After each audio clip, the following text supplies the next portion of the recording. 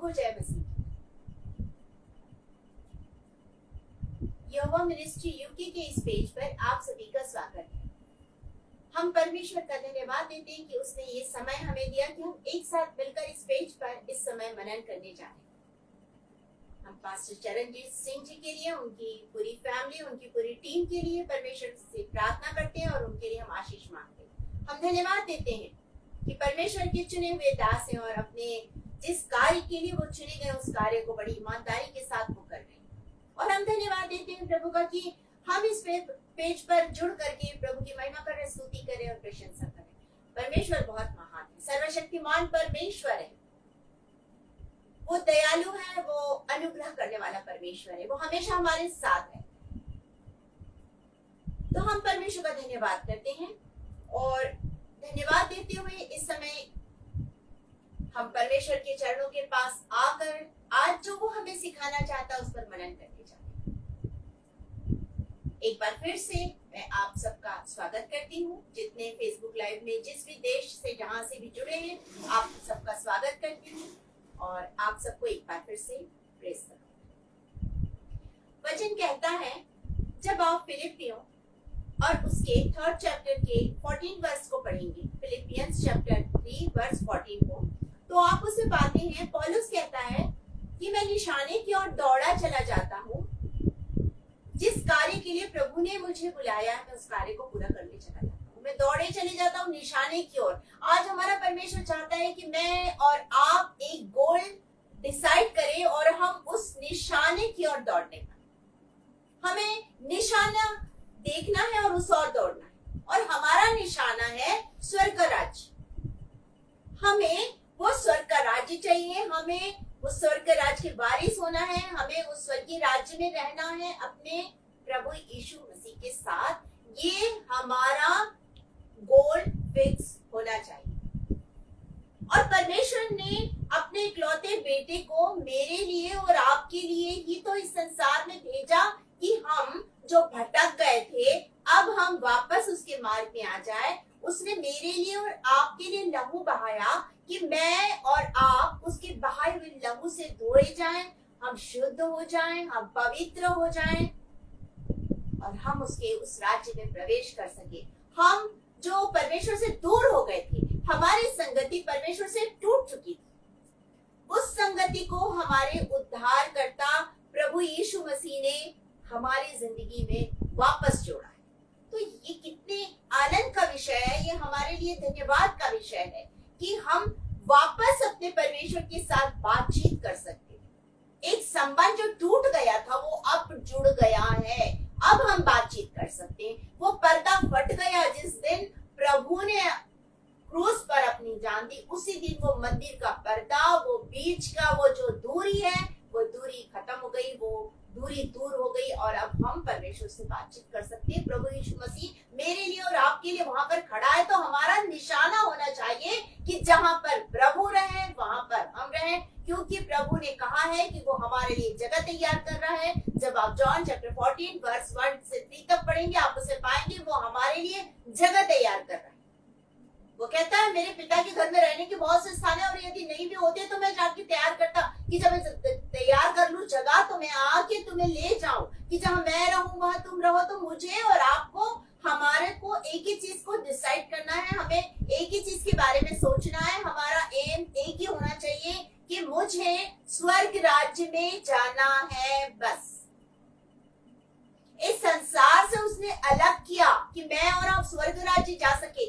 लेकिन यदि हम वापस फिर इस संसार में चले जाते हैं तो हमारे हाथ से स्वर्ग राज्य छीन लिया जाएगा, हमें वो स्वर्ग राज्य नहीं मिलेगा।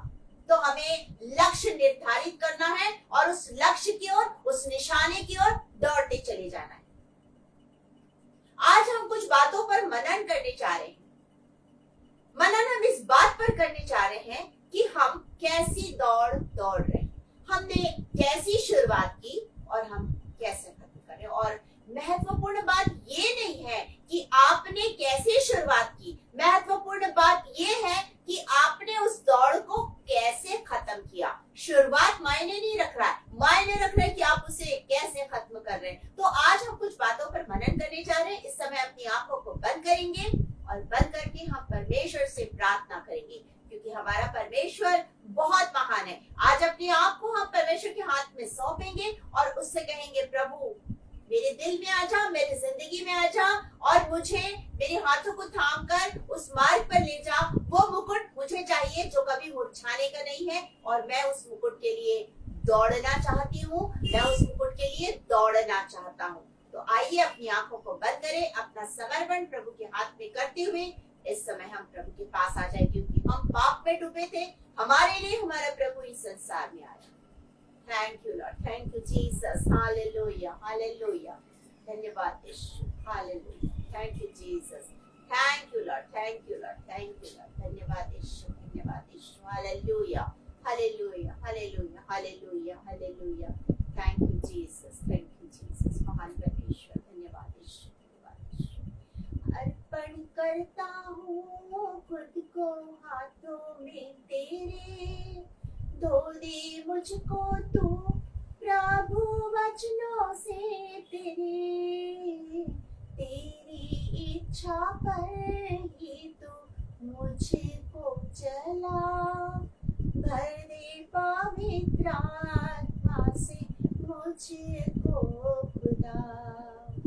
अर्पण करता हूँ खुद को हाथों में तेरे, धो दे मुझको तू प्रभु वचनों से तेरे, तेरी इच्छा पर ही तू मुझको चला, भर दे पवित्र आत्मा से मुझको खुदा। सचमुच खुदा आज हम सबको पवित्र आत्मा के सामर्थ्य से भर दीजिए। पिता परमेश्वर, इस समय हम एक एक जन को आपके चरणों के पास लेकर आए हैं।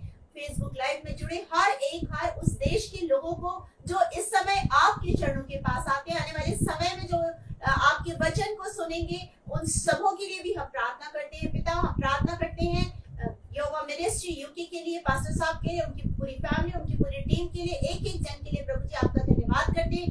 धन्यवाद देते हो राजाओं के राजा, प्रभुओं के प्रभु, कि आपने हमें ये मौका दिया कि इस समय हम आपके चरणों के पास आकर आपके वचन को सीखने जा रहे हैं। महान परमेश्वर पिता, हम प्रार्थना करते हैं हर एक को अपनी आशीषों से भर दीजिए, हर एक के जीवन में आप उनकी जो योजना आपने बनाई है वो पूरा कीजिए। महान परमेश्वर पिता, धन्यवाद देती हूँ कि आप हमारी प्रार्थना सुन रहे हैं। इस समय मैं अपने आप को शून्य करती हूँ, पवित्र आत्मा की सामर्थ्य से मुझे भर दीजिए। एक एक शब्द आपकी ओर से हो, एक भी शब्द मेरी ओर से ना हो। धन्यवाद के साथ ये प्रार्थना प्रभु यीशु मसीह के नाम में होकर मांग लेते हैं। सुनिए और दया से ग्रहण कीजिए, आमीन। आप मेरे साथ निकाल लीजिए 2 तिमोथी, दूसरा तिमोथियुस, 2 तिमोथी चैप्टर 4 और उसके वर्स 7 को। 2 तिमोथी चैप्टर 4 वर्स 7 यहाँ पर लिखा है, मैं अच्छी कुश्ती लड़ चुका हूँ, मैंने अपनी दौड़ पूरी कर ली है, मैंने विश्वास की रखवाली की है। 8 वर्ष में लिखा है, भविष्य में मेरे लिए धर्म का वह मुकुट रखा हुआ है, जिसे प्रभु जो धर्मी और न्यायी है मुझे उस दिन देगा, और मुझे ही नहीं वरन उन सबों को भी जो उसके प्रकट होने को प्रिय जानते हैं। परमेश्वर अपने वचन के पढ़े और सुने जाने पर आशीष दे। यहाँ पे लिखा है, मैंने अपनी दौड़ पूरी कर ली है। 6 वर्ष में कहता है, क्योंकि अब मैं अर्ध के समान उंडेला जाता हूँ और मेरे कूच का समय आ पहुंचा है और मैंने अपनी दौड़ पूरी कर ली है। तो जब हम इस विषय पर देख रहे हैं, मनन कर रहे हैं, तो हम देख रहे हैं कि जरूरी नहीं है कि आप कैसे आपने शुरुआत की अपनी जिंदगी की और आप उसे कैसे खत्म कर रहे हैं, ये जरूरी। कैसे शुरुआत की कोई बात नहीं, कैसे खत्म कर रहे हैं ये महत्वपूर्ण है। क्योंकि यदि हम जैसे शुरुआत की उसी में चले आ रहे हैं, यदि हमने खराब शुरुआत की और अब हम खराब खत्म करते हैं, तो हम नरक की ओर जा रहे हैं। हमने अच्छी शुरुआत की और हम अच्छा खत्म कर रहे हैं, अपने जीवन यात्रा को हमने अच्छी शुरुआत की और अच्छे खत्म कर रहे हैं, तो निश्चित रूप से हम स्वर्गीय राज्य में जा रहे हैं। यदि हम बीच रास्ते में भटक गए, तो फिर हमारे लिए सोचना पड़ेगा कि हम अगर आखिरी में फिर से प्रभु के पास आएंगे तो ही हम स्वर्ग जा सकेंगे, लेकिन यदि हम नहीं आएंगे तो हमारे लिए नरक का द्वार खुल गया है। तो आज हमें अपने आप को जांचना है कि हम कैसी दौड़ दौड़ रहे हैं, क्या हम जीतने के लिए दौड़ रहे हैं? क्या हम ना मुरझाने वाले मुकुट पाने के लिए दौड़ रहे हैं? यहाँ पर पौलुस कहता है मैंने अपनी दौड़ पूरी कर ली, और वाकई में पौलुस ने अपनी दौड़ पूरी की, और वो उसको जिस कार्य के लिए परमेश्वर ने चुना था, प्रभु ने जो उसके साथ बातचीत की, जिस काम के लिए वो चुना गया था, उसने उस काम को बखूबी किया है। और वचन हमसे कहता है जिस बुलाहट से बुलाए गए, इफिशियंस चैप्टर 4 1 और 2 को पढ़ेंगे, आप उसे पाएंगे जिस बुलाहट से तुम बुलाए गए हो उसी के अनुसार चलना है। हमें जिस कारण से परमेश्वर ने चुना है, जिस कारण से परमेश्वर ने मुझे और आपको बुलाया है, हमें उस कार्य को पूरा करना है। यदि आप उस कार्य को पूरा नहीं करेंगे तो हम दौड़ ही नहीं पा रहे हैं, हम वहीं के वहीं खड़े हैं। हमें दौड़ना है, हमें जल्द से जल्द उस कार्य को पूरा करना है, क्योंकि प्रभु यीशु मसीह जल्द से जल्द आने वाले हैं। उनके आने का समय हो गया है। जो हम चारों तरफ की चर्चाएं देख रहे हैं, चारों तरफ का जो हम पूरा परिस्थितियां वातावरण को देख रहे हैं, ये हमें बता रहा है कि प्रभु जल्द से जल्द आने वाला है, अंतिम समय निकट है, अपने आप को तैयार करो। तो अभी तक यदि आपने दौड़ना शुरू नहीं किया तो दौड़ना शुरू कीजिए, क्योंकि प्रभु आने वाला है। ऐसा ना हो कि आप यहाँ छूट जाए। मैं छूटना नहीं चाहती, मैं दौड़ रही हूँ, इससे दौड़ना मैंने शुरू किया, मैं छूटना नहीं चाहती। मेरी भले ही शुरुआत अच्छी नहीं है, लेकिन मैं जानती हूँ मैं प्रभु के मार्ग में चल रही हूँ, और मेरा प्रभु मुझे लेने आने वाला है। मैं अपने आप को तैयार कर रही हूँ, प्रतिदिन प्रतिदिन प्रतिदिन प्रभु में बढ़ते जाना है। वचन कहता है अंश अंश करके उसकी सिद्धता में बढ़िए। तो हमें अंश अंश करके अपने आप को मारते जाना है, और अंश अंश करके उसमें बढ़ते जाना है, उसमें बढ़ते जाना है, उसमें बढ़ते जाना है। आज हम कुछ बातों को यहाँ देखने जा रहे हैं। बहुत से लोग ऐसा होते हैं कि बड़े उत्साह के साथ अपना काम शुरू करते हैं कि हाँ वो उस बीज के समान है जो झाड़ियों में गिरा और बड़े उत्साह के साथ उगा, लेकिन झाड़ियों ने उसे दबा दिया। संसार की चिंताएं जब सामने आ जाती है तो वो प्रभु का दामन छोड़ देते और वो संसार के पीछे चलने लगते हैं, आज हम कुछ लोगों के बारे में देखेंगे।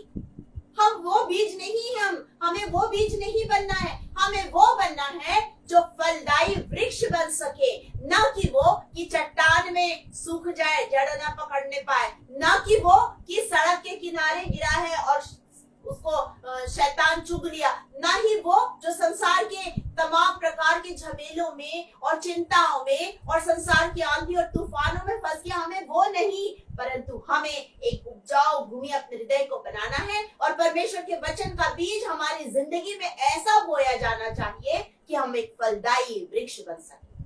आज हमारा परमेश्वर यही चाहता है। हमें वो नहीं बनना है जो संसार में अलग होने के बाद फिर से संसार में चले जाते हैं। आज यहाँ एक व्यक्ति के बारे में पौलुस कहता है, इसी के सेकंड तिमुथी चैप्टर 3 माफ कीजिए चैप्टर 4 और उसके वर्स 10 में लिखा है, क्योंकि देमास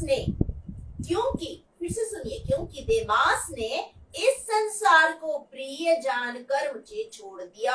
देमास ने संसार को प्रिय जाना, उसने परमेश्वर को छोड़ दिया, उसने संसार को प्रिय जाना। तो आप परमेश्वर को प्रिय जानेंगे तो ही आप परमेश्वर के मार्ग में चलेंगे। यदि आपने संसार को प्रिय जाना तो आप परमेश्वर के मार्ग से हट गए तो परमेश्वर आपको छोड़ देगा।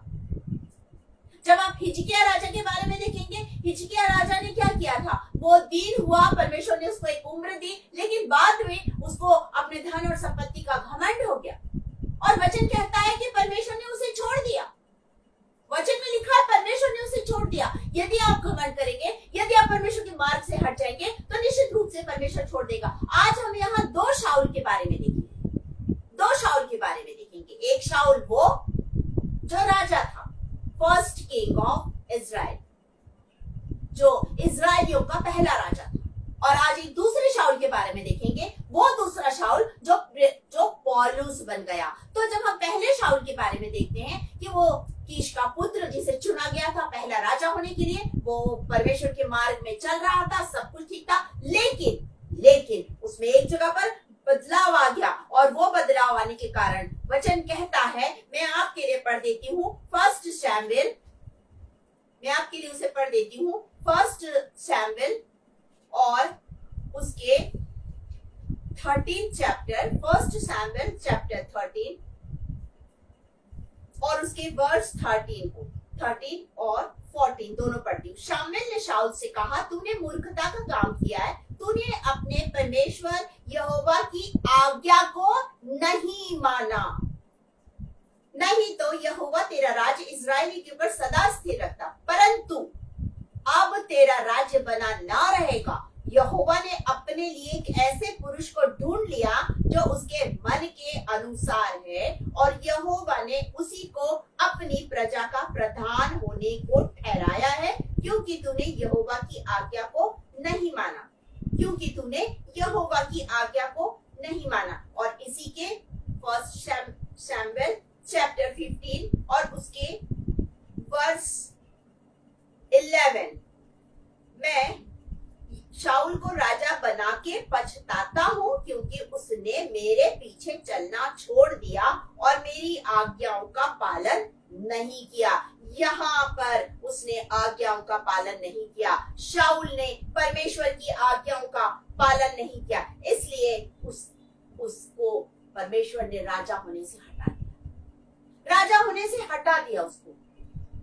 हम जब तक परमेश्वर के मार्ग में चलते हैं, परमेश्वर की इच्छाओं के अनुसार हम काम करते हैं, परमेश्वर हमारे जिंदगी में होता है। लेकिन जब हम परमेश्वर के मार्ग से हट जाते हैं, हम उसकी आज्ञाओं को मानना छोड़ देते हैं, तो परमेश्वर हमें छोड़ देता है। आदम और हवा ने आज्ञाओं को नहीं माना, उसने आज्ञाओं को तो छोड़ दिया। परमेश्वर ने आज्ञा दी थी, उसे एक आज्ञा को नहीं माना, और क्या हुआ? अदन के बगीचे से वो बाहर आ गए, पाप जिंदगी में आ गया, मृत्यु जिंदगी में आ गया, अंधकार जिंदगी में आ गया, विनाश जिंदगी में आ गया। यदि प्रभु यीशु मसीह नहीं आता तो मर जाते, नाश हो जाते, अंधकार में तड़प तड़प के मर जाते, नरक की आग में जलने के लिए चले जाते। तो यीशु मसीह का अनुग्रह है कि वो मेरे लिए और आपके लिए उस स्वर्गीय स्थान को छोड़कर इस संसार में अपने आप को शून्य किया, अपने आप को दीन किया कि मैं और आप बच जाए, मैं और आप बच जाए। और परमेश्वर ने, जब हम प्रभु यीशु मसीह के पास आते हैं और उसे अपना उद्धारकर्ता और मुक्तिदाता स्वीकार करते हैं, वो हमें राजपदधारी याजकों का समाज बना देता है। कहीं ऐसा ना हो कि आपको राजपदधारी याजकों का समाज बना दिया और आपने इस संसार को फिर से चुन लिया परमेश्वर को छोड़कर, तो परमेश्वर आपसे कहेगा कि मैंने तुझे अपने मन से उतार दिया है। तो परमेश्वर कहेगा कि मैं तुझे राजपद देकर अब पछताता हूँ।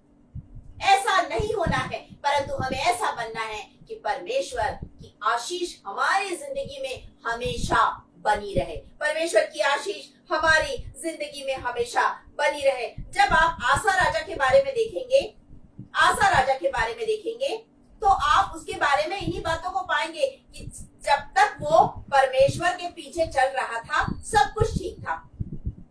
दूसरा इतिहास और उसके 15 वचन को मैं आपके लिए पढ़ रही हूँ। यहाँ पर 15 वचन में वो परमेश्वर के पीछे चल रहा है। 15 सेकंड क्रॉनिकल्स चैप्टर 15 वर्स 2।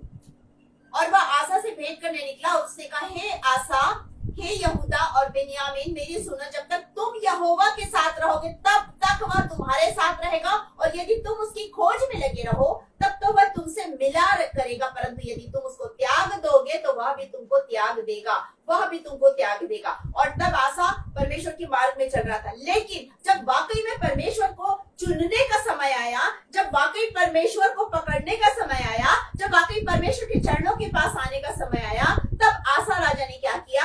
आसा राजा ने उस वक्त परमेश्वर को छोड़ दिया, और उस वक्त उसने यहोवा के भवन के 16 chapter, second Chronicles chapter 16 verse 2। तब आसा ने यहोवा के भवन और राजभवन के भंडारों में से चांदी सोना निकालकर दमिश्कवासी अराम के राजा बेन्हदद के पास दूध भेजकर यह कहला भेजा, तेरे जैसे मेरे पिता के बीच वैसे ही मेरे और तेरे बीच वाचा बंधी रहे। और उसने क्या किया? उसने वो सारी चीजों को गिफ्ट में दे दिया, और अब परमेश्वर पर विश्वास नहीं है, अब वो दूसरे राजा पर विश्वास कर रहा है और उसे परमेश्वर के भवन की चीजों को दे रहा है। तब यहाँ पर हनानी दर्शी उसके पास आता है। वर्स 9 में लिखा है, 7 से 9 तक पढ़ रही हूँ। यहाँ पे लिखा है, उस समय हनानी दर्शी यहूदा के राजा आसा के पास आकर कहने लगा, तूने अपने परमेश्वर यहोवा पर भरोसा नहीं रखा, पर अराम के राजा ही पर भरोसा रखा। इस कारण अराम के राजा की सेना तेरे हाथ से बच गई है। क्या कुशियों और लुबियों की सेना बड़ी न थी? और उसके आगे 9 वर्ष में लिखा है, देख यहोवा की दृष्टि सारी पृथ्वी पर इसलिए फिरती है कि जिसका मन उसकी ओर निष्कपट रहता उसकी सहायता करे। और उसके बाद में उसने कहा कि तुमने मूर्खता का काम किया, इसलिए अब तू लड़ाइयों में फंसा रहेगा। इस बात को सुनकर उसने अपने आप पश्चाताप करना चाहिए, लेकिन आसा राजा ने पश्चाताप नहीं किया। उसने दौड़ अच्छी शुरू की, वो परमेश्वर के पीछे चल रहा था, उसने कई प्रकार से सब कुछ अच्छा करा, लेकिन जब परमेश्वर के वाकई में पीछे दिखाने का समय कि मैं परमेश्वर पर भरोसा रखता हूँ, उस समय उसने एक मनुष्य पर भरोसा रखा। और जब हनानी दर्शी ने ये सारी बातें बताई, तो वचन कहता उसने हनानी दर्शी की बात को नहीं माना और उसको मरवा डाला, काट में ठुकवा के। उसने दौड़ अच्छी शुरू की, लेकिन उसने खत्म खराब की, उसने खराब रीति से खत्म की। यहाँ तक उसे पांव में रोग हो गया, तब भी उसको परमेश्वर के पास आ जाना था। आसा राजा ने परमेश्वर के पास आना था, माफी मांगना था, पश्चाताप करना था। परमेश्वर चंगाई देने वाला, परमेश्वर चंगा करता, लेकिन इस समय में भी उसने वैद्यों पर भरोसा रखा, न कि परमेश्वर यहोवा पर। तो दौड़ अच्छी शुरू की, लेकिन दौड़ खत्म बुरी की, अच्छी खत्म नहीं की। अच्छी कुश्ती उसने नहीं लड़ी, वो हार गया। इस दौड़ में वो हार गया।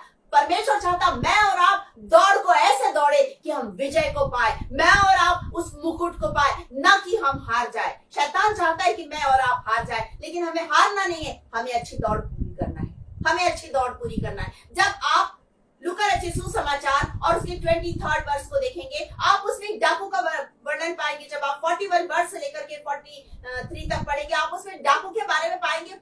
उसमें लिखा है उस डाकू के बारे में, उसने दौड़ अच्छी शुरू नहीं की थी, वो डाकू था और उसको मृत्यु दंड मिला था, वो पाप में था। उसने जो भी कुछ किया, उसने अपने पापों का, उसको वो कहता है मैं हम अपने पापों के अनुसार दंड पा रहे हैं।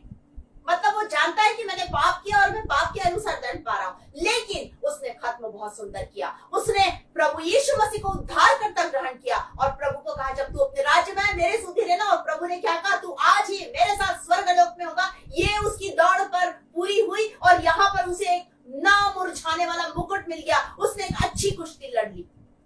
आज परमेश्वर चाहता है कि मैं और आप अपने जीवन की इस यात्रा को बहुत सुंदर तरीके से खत्म करें, ना कि संसार के सदृश बन जाए, ना कि हम संसार के सदृश बन जाए। हम यहाँ पर इन्हीं बातों को पा रहे हैं, तो हमें क्या करना है? हमें सबसे पहले कि हम इस संसार के सदृश ना बने, इसके लिए हमें कुछ चीजों को करना है। हमें सबसे पहली चीज करना है, स्वयं का, अपने आप को समर्पित करना है, स्वयं को समर्पित करना है, परमेश्वर के हाथ में अपने आप को समर्पित करना है। वचन कहता है, जब आप रोमियो उसके 12 अध्याय रोमन्स चैप्टर 12 वर्स 1 से लेकर 1 और 2 को पढ़ेंगे, आप उसे पाएंगे। हमें क्या करना है? हमें आत्मिक सेवा करना है, हमें आत्मिक बलिदान चढ़ाना है, ऐसा जो परमेश्वर को भाए।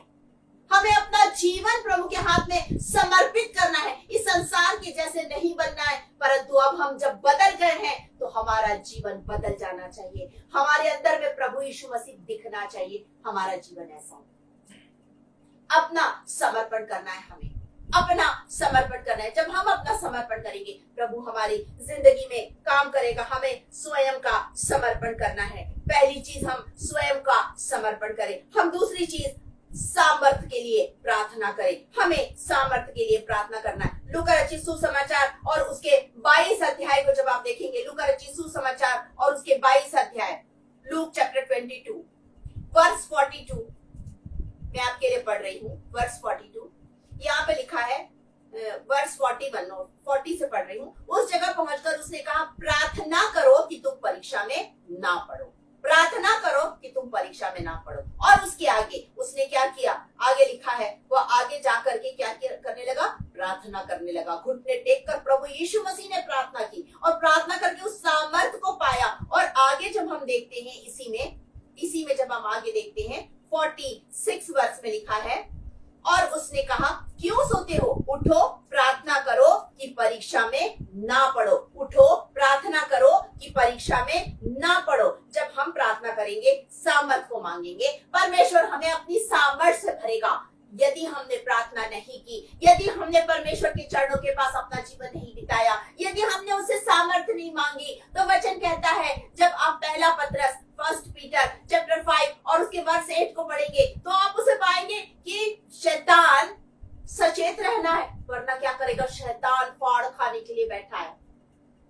शैतान हमें फाड़ खाने बैठा है।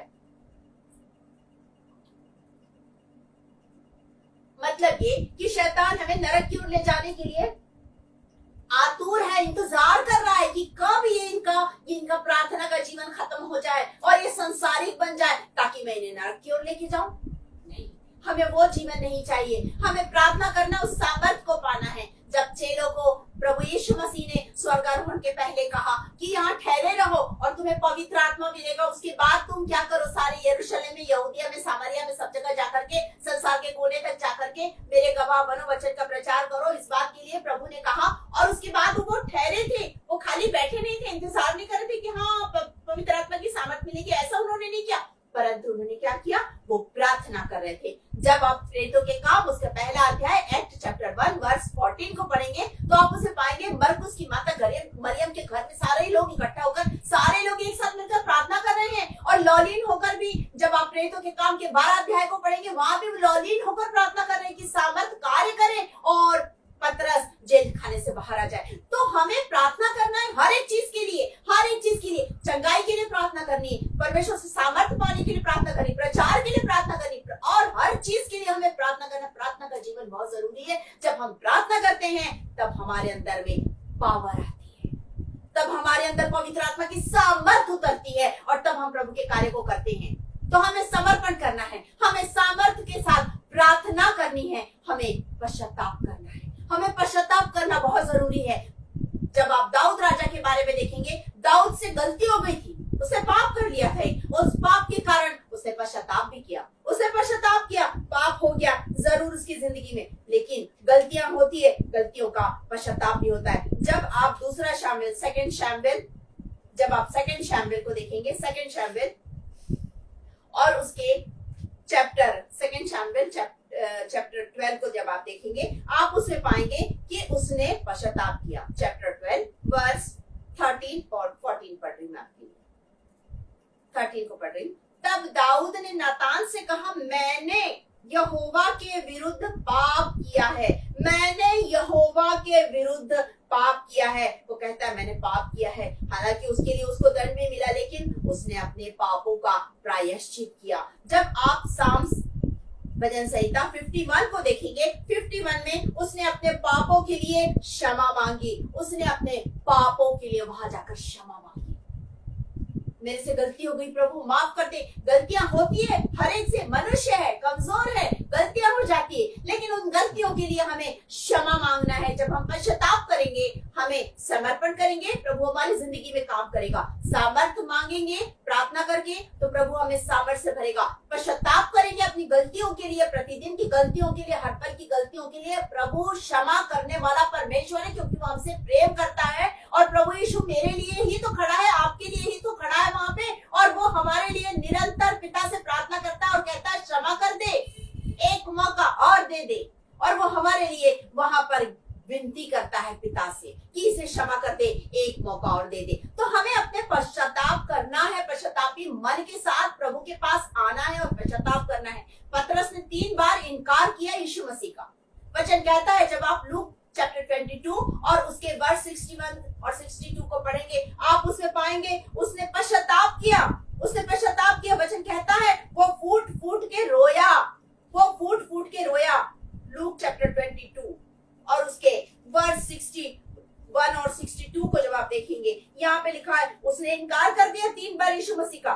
61 में लिखा था, प्रभु ने घूमकर पतरस की ओर देखा और पतरस को प्रभु की बात याद आई जो उसने कही थी, आज मुर्ग के बाग में देने के पहले तो 3 बार मेरा इनकार करेगा। और वह बाहर निकलकर फूट फूट कर रोया। ये था उसका पश्चाताप। वो बाहर निकला और वो फूट फूट के रो रहा है, क्योंकि वो इस समय पश्चाताप कर रहा है। और उसके बाद परमेश्वर ने, प्रभु ने उसको, प्रभु यीशु मसीह ने उसे अपने काम के लिए चुना और उसने उस कार्य को पूरा किया, उसने उस कार्य को पूरा किया। आज परमेश्वर चाहता है कि मैं और आप भी अपने पश्चातापी, गलतियां होती है, पश्चातापी जीवन के साथ उसके पास आए, पश्चाताप करे, प्रभु माफ कर दीजिए, मुझसे गलती हो गई, प्रभु क्षमा कर देगा। वो क्षमा करने वाला परमेश्वर है, वो निश्चित रूप से क्षमा करेगा। और तब आप उस दौड़ को दौड़ने पाएंगे। कहीं ऐसा ना हो कि सर्दिस की कलीसिया के समान, जैसा आप प्रकाशित वाक्य की पुस्तक उसके 3 अध्याय को जब आप देखेंगे, वहां सर्दिस की कलीसिया को कहता है कि तूने दौड़ अच्छी शुरू की, लेकिन क्या है वहां पर, अपने मुकुट को तू थाम के नहीं रख रहा है, सरदीस की कलीसिया को कह रहा है परमेश्वर। तो ऐसा ना हो कि हमें भी प्रभु इसी प्रकार से कहे, हमें भी इसी प्रकार से कहे। यहाँ पे लिखा है, मैं आपके लिए पढ़ देती हूँ, प्रकाशित वाक्य रेवल्यूशन चैप्टर 3 और उसके वर्स 1। जिसके पास परमेश्वर की 7 आत्माएं और 7 तारे, वह कहता है मैं तेरे कामों को जानता हूं, तू जीवित तो कहलाता है पर मरा हुआ है। जीवित कहलाता है, सरदीस की कलीसिया को दूत ये लिख रहा है, तू जीवित कहलाता है परंतु तू मरा हुआ है। जागृत हो और उन वस्तुओं को जो बाकी रह गई है और जो मिटने की है उन्हें दृढ़ कर, क्योंकि मैंने तेरे किसी काम को अपने परमेश्वर के निकट पूरा नहीं पाया है। पूरा नहीं पाया है। तू जीवित कहलाता है लेकिन क्या है, तू मरा हुआ है, तू मरा हुआ है। तो ऐसा हमारा परमेश्वर नहीं चाहता है कि हम मरे हुए कहलाए, पर वो चाहता है कि हम जीवित रहें, हम जीवित रहें। वो हमें चाहता है कि हम सरदीस की कलीसिया के समान हम ऐसा ना करें, पर हम पश्चाताप करें और हम जीवन को पाले। पश्चाताप करें। यदि आपने आज दौड़ में बहक गए हैं तो वापस प्रभु के पास आ जाइए, क्योंकि वो आपका इंतजार कर रहा है कि उस दौड़ को आप अच्छी पूरी करें, अच्छे से पूरी करें। और जब हम शाऊल पौलुस के बारे में देखते हैं तो हम पाते हैं कि पौलुस ने अपनी दौड़ अच्छी की, उसने अपनी दौड़ बहुत अच्छे से पूरी की। वो कहता है कि मैंने अच्छी कुश्ती लड़ी। जब प्रभु ने उसे चुना, जब आप प्रेरितों के काम 9 अध्याय को देखेंगे 1 वर्ष से, वो तो उस समय मसीहों को पकड़ने के लिए जा रहा था, वो मसीहों को पकड़ने जा रहा था। वो उस समय वो शाऊल था, एक वो शाऊल था जो परमेश्वर के मन से उतर गया, एक ये शाऊल है जिसे परमेश्वर ने चुना, जिसे प्रभु के साथ जिसका एनकाउंटर हुआ, जिसने प्रभु के साथ बातचीत की और बातचीत करने के बाद अब उसका जीवन बदल गया। उसका जीवन कैसा था ये मायने नहीं रखता, उसका जीवन अब कैसा है ये मायने रखता है। अब वो प्रभु के मार्ग में चल रहा है, अब प्रभु के मार्ग में चलते चलते वो स्वर्गीय राज्य में पहुंच रहा है, क्योंकि उसने अपनी दौड़ अच्छी पूरी की। जिस कार्य के लिए वो चुना गया, उसे हाकिमों के बीच में, उसे राजाओं के बीच में वचन का प्रचार करना, उसने सब कुछ किया। उसने लोगों के बीच में परमेश्वर के वचन को बांटा, उसने परमेश्वर के वचन को लोगों के बीच में बांटा, उसने बांटा परमेश्वर के वचन को। और उसने ये पत्रियां मेरे लिए और आपके लिए लिखी कि मैं और आप इसके द्वारा सहायता पाए, इसके द्वारा सहायता पाए। और निरंतर वो प्रभु के मार्ग में ही चलता रहा और उसने अपने आप को प्रभु के हाथ में सौंप दिया और उसने कहा मेरी सी चाल चलो जैसा मैं प्रभु की मसीह की चाल चलता हूँ। आज परमेश्वर चाहता है कि मैं और आप प्रभु यीशु मसीह की चाल चले, जैसा पौलुस ने चल के दिखाया वैसी चाल मुझे और आपको भी चलना है, मुझे और आपको भी चलना है। एक शाऊल जिसने अपने आप को खत्म कर लिया, एक शाऊल जो पौलुस बन गया और आज मेरे लिए और आपके लिए इन पत्रियों के द्वारा मेरी और आपकी सहायता कर रहा है। एक वो पतरस जिसने 3 बार इनकार किया, अब पश्चाताप करके प्रभु के पास आया और परमेश्वर ने, प्रभु ने उसे चुना अपने काम के लिए और वो वचन कहता है कि उसने उस कार्य को पूरा किया। वो एक बिशप बना, वो एक भेड़ों को चराने वाला, वो ऐसा चरवाहा बना जिसके हाथ में जो भी सौंपा गया उसने उस कार्य को पूरा किया, उसने उस कार्य को पूरा किया। उसने भेड़ों को चराया, उसने मेमनों की रखवाली की, उसने अच्छी चरवाही की। जो काम उसे सौंपा गया उसने उस काम को ईमानदारी के साथ पूरा किया। वो पतरस है, वो पतरस है। तो परमेश्वर आज चाहता है मेरा और आपका जीवन देमास की तरह ना हो कि हम इस संसार में भटक गए। मेरा और आपका जीवन जब हम राजपथधारी याजकों का समाज है, ऐसा ना हो कि प्रभु मुझे और आपसे ये कहे कि मैं इसे राजपद देकर पछताता हूँ, परंतु हम परमेश्वर के वो बेटे बेटियां बने जिसके लिए हमारा प्रभु कहे आप मेरे बेटे, मेरी बेटी। आज प्रभु आपको बुला रहा है कि आप उस मुकुट की ओर दौड़ पड़े, उस मुकुट की ओर दौड़ने पाए। जब आप प्रकाशित वाक्य की पुस्तक रेवल्यूशन चैप्टर 2 और उसके वर्स 10 को पढ़ेंगे, उसमें लिखा है जो दुख तुझे झेलने होंगे उनसे मत डर। शैतान निश्चित रूप से आपकी जिंदगी में दुख लाएगा, परेशानियां लाएगा, लेकिन उससे मत डरिए। शैतान, देखो शैतान तुम में से कुछ को जेल खाने में डालने पर है ताकि तुम परखे जाओ और तुम्हें 10 दिन तक क्लेश उठाना होगा। प्राण देने तक विश्वासी रहे तो मैं तुझे जीवन का मुकुट दूंगा। प्राण देने तक आपको विश्वासी रहना है तो आपको जीवन का मुकुट मिलेगा। प्राण देने तक विश्वासी रहना है, उस दौड़ को पूरी करना है। आपको श्वेत वस्त्र मिलने वाला है, आपको श्वेत वस्त्र मिलने वाला है, आपका नाम जीवन की पुस्तक में लिखा जाने वाला है।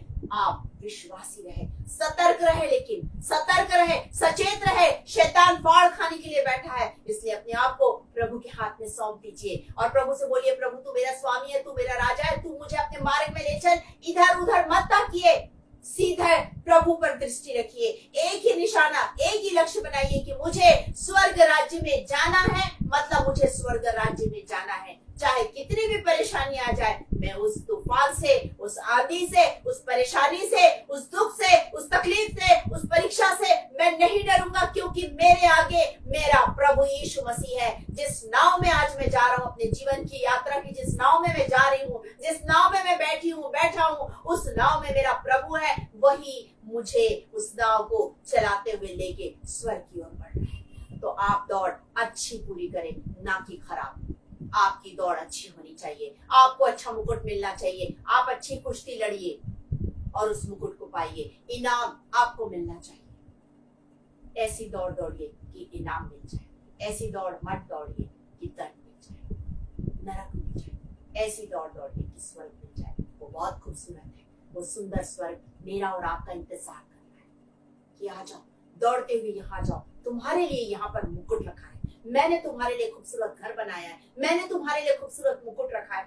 आ जाओ मेरे बच्चों, आ जाओ मेरी बेटी, आ जाओ मेरी बेटी। आज प्रभु आपको बुला रहा है, आज प्रभु आपको बुला रहा है कि इसी रास्ते पर चलो, यहीं चल के तुम उस मुकुट को पा सकोगे।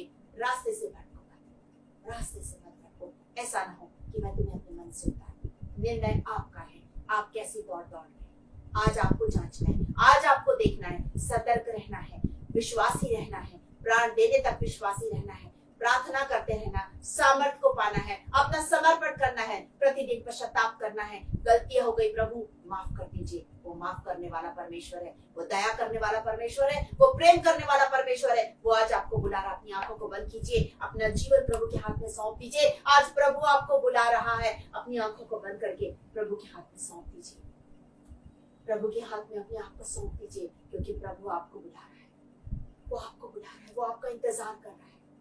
कहीं ऐसा ना हो कि किताबें खुल जाए और न्याय का दिन आ जाए और यहाँ आप छूट जाए, क्योंकि आप उस दौड़ को, उस निशाने को पकड़ ही ना पाए।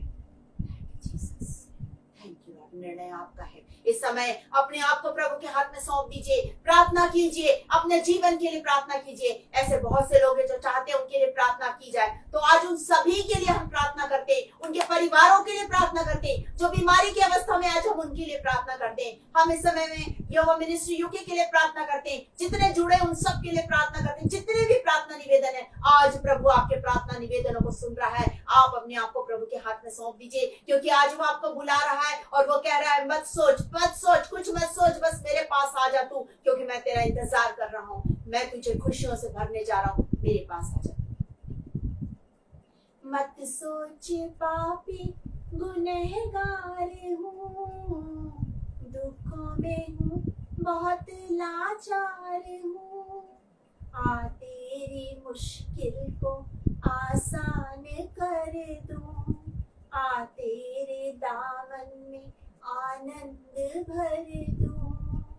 आ मेरे बेटे, तू आ मेरी बेटी। आज आपको बुला रहा है। मत सोचिए कि आप पापी है, मत सोचिए कि आप गुनहगार है, ये सोचिए कि प्रभु जो क्षमा करने वाला, दया करने वाला परमेश्वर है, उसके पास आकर मुझे जीवन लेना है, उसके पास आकर मुझे उस स्वर्ग का राज्य लेना है, उसके पास आकर उससे प्रार्थना करना है कि प्रभु मैं दौड़ना चाहती हूँ, मैं दौड़ना चाहता हूँ, आप मेरी सहायता कीजिए, आप मेरी सहायता कीजिए खुदा। ओ राजाओं के राजा, आज इन सबको आपके चरणों के पास मैं लेके आती हूँ खुदा। महान परमेश्वर पिता, आज के वचन के लिए धन्यवाद देते हैं, प्रार्थना करते हैं पिता कि हम ऐसी दौड़ दौड़ सके कि उस इनाम को पा सके जो आपने हमारे लिए रखा है खुदा।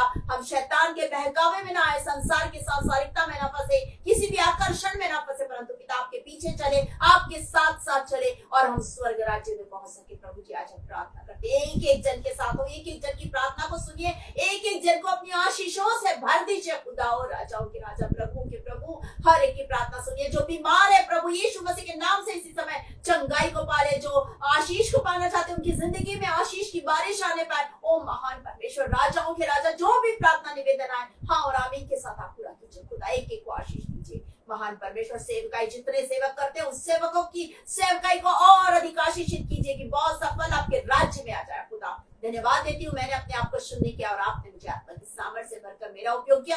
एक एक शब्द आपकी ओर से था, एक भी शब्द मेरी ओर से नहीं था। आपका धन्यवाद धन्यवाद धन्यवाद धन्यवाद करती रहता। धन्यवाद के साथ इस प्रार्थना को अपने उद्धार करता प्यारे प्रभु यीशु मसीह के नाम में होकर मांग लेती हूँ। दया करके सुनिए, कृपा से ग्रहण कीजिए। आमीन आमीन। इस समय हम आशीष ग्रहण करेंगे। अपनी आंखों को बंद रखें। परमेश्वर तुम्हें आशीष और तुम्हारी रक्षा करे। परमेश्वर अपने मुख का प्रकाश तुम पर चमकाए, तुम्हें शांति दे। अब हमारे उद्धार करता प्रभु यीशु मसीह का अनुग्रह, परमेश्वर पिता का प्रेम और पवित्र आत्मा की संगति और सहभागिता यीशु मसीह के दोबारा आगमन तक आप सबों पर बनी रहे। आमीन आमीन। आप सबों को एक बार फिर से गॉड ब्लेस यू।